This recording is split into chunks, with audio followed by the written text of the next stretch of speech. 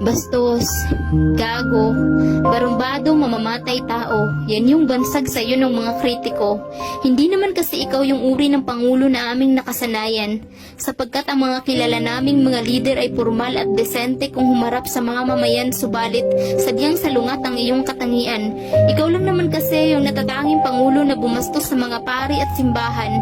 Kahit ang Panginoon ay hindi mo pinalagpas at minura mo ng lantaran, marami ang galit sa'yo dahil kampun ka raw ng kadiliman, ngunit ang hindi nila maintindihan na ang minura mong Diyos ay ang Diyos na sinasamba ng mga oligarko, ng mga magnanakaw at ng mga ganid sa kapangyarihan, ibang-iba sa tunay at dakilang Diyos na sinasamba ng karamihan. Hindi man kami laging sangayon sa iyong pananalita, ngunit labis kaming nagpapasalamat sa nagsusumigaw mong mga gawa. Oo, minsan hindi maganda ang iyong imahe sa publiko, ngunit sa kabila ng lahat ay di may pagkakailang labis ng minamahal ng milyon-milyong mga Pilipino.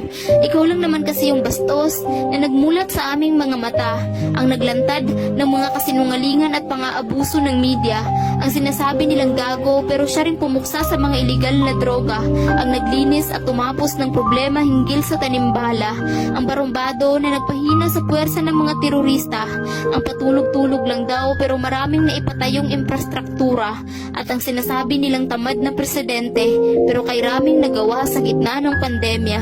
Ikaw yung bastos pero malaki ang respeto sa kalikasan. Sa pagpapalinis ng Boracay at Manila Bay ay paulit-ulit ka naming pasasalamatan. Ikaw yung sinasabing mamamatay tao, ngunit magandang bukas ng kabataan ang ipinaglalaban.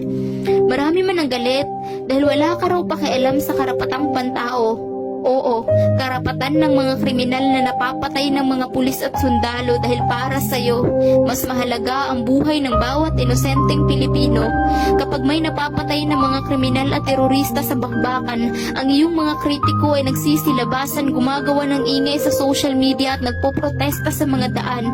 Pero kay sakit sa pakiramdam, natikom ang kanilang mga bibig kapag ang napapatay ay ang mga pulis at kasundaluhan. Ikaw lang yung leader na may pakialam, ang pangulo na nagpakita ng pagmamahal sa mga sundalo at mga kapulisan, ang nagbigay ng malasakit sa mga Pilipinong ng ibang bayan, ang presidente na tumugon sa hinagpis ng mga magulang, ang nagbigay daan sa pagsuko ng libu-libong mga terorista, at ang nagsilbing tulay sa pagbabagong buhay ng mga kabataang nalulung sa iligal na droga.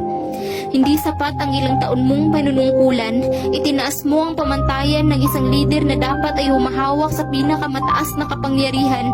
Pero sabi nga nila na mas mabuti na yung nabigyan mo kami ng kahit 6 na taon kaysa sa hindi man lang kami nabigyan ng kahit konting pagkakataon.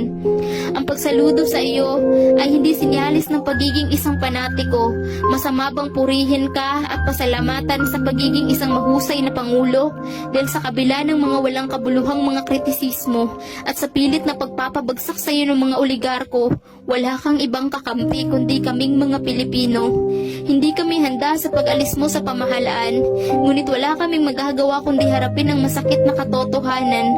Magwawakas man ang iyong panunungkulan at babalik ka man sa pagiging isang sibilyan, mag-iiwan ka naman ng katiyakan sa aming mga puso't isipan.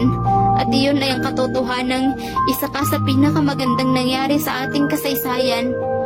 Sa pagtatapos ng iyong termino at sa nalalapit na pagbaba mo sa palasyo, nais ko lang iparating sa iyo mula sa akin kasama ng milyon-milyong mga Pilipino. Maraming salamat po, mahal naming Pangulo.